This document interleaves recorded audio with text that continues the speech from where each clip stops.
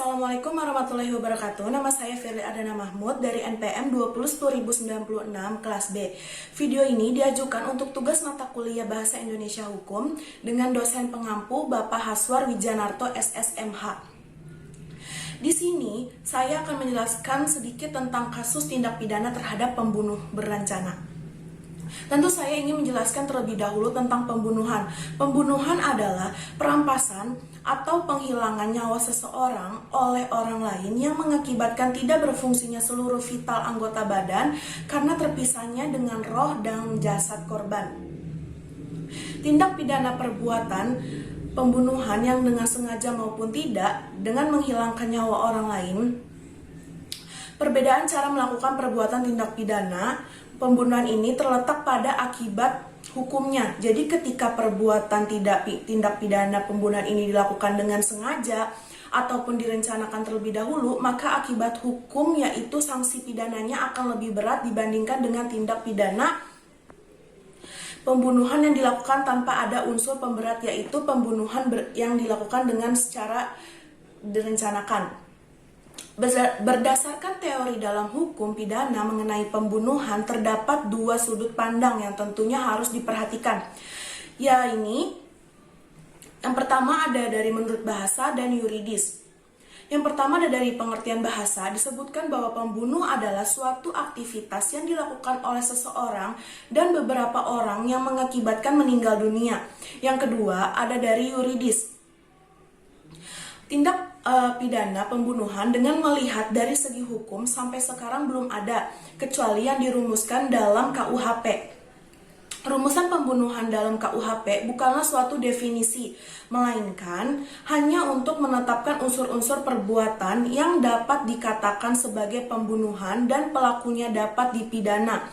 Contohnya, saya mengambil kasus pembunuhan berencana di Tangerang yang dilakukan oleh Effendi, yang dengan membunuh istri dan kedua anak tirinya atas dasar emosi dan percekcokan terhadap sang istri, yang sehingga menyebabkan meninggalnya istri dan kedua anaknya.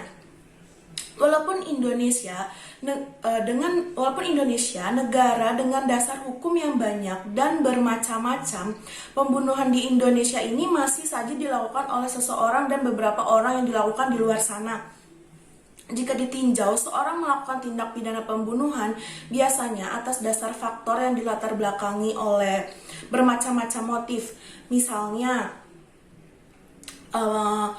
politik, kecemburuan, dendam, dan membela diri. Nah, di kasus pembunuhan yang dilakukan Effendi ini, ia beralasan melakukan pembunuhan itu atas dasar tidak niat, melainkan terjadinya percekcokan yang sehingga menyebabkan emosi pada tersangka.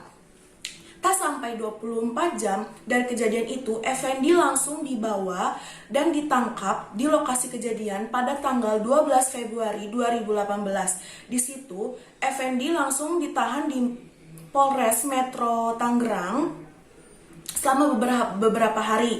Setelah itu, Fendi menjalankan sidang vonis pertama dan pasal yang dilanggar oleh Effendi dari hasil putusan hakim terdakwa, Fendi telah melanggar pasal 338 KUHP tentang pembunuhan, 340 KUHP tentang pembunuhan berencana, dan 351 KUHP tentang penganiayaan. Dan Undang-Undang Nomor 8 Tahun 1981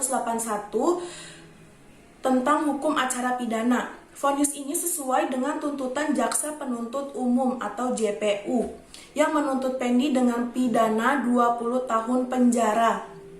Jadi sarannya menurut saya, yang pertama, tindakan kriminal harus diminimalisirkan karena merugikan banyak orang, dan seharusnya tuntutan yang diberikan harus sebanding dengan nyawa korban, dan jaksa penuntut umum harus teliti dan cermat dalam menyusun surat dakwaan yang menjadi dasar bagi hakim dalam sidang di pengadilan.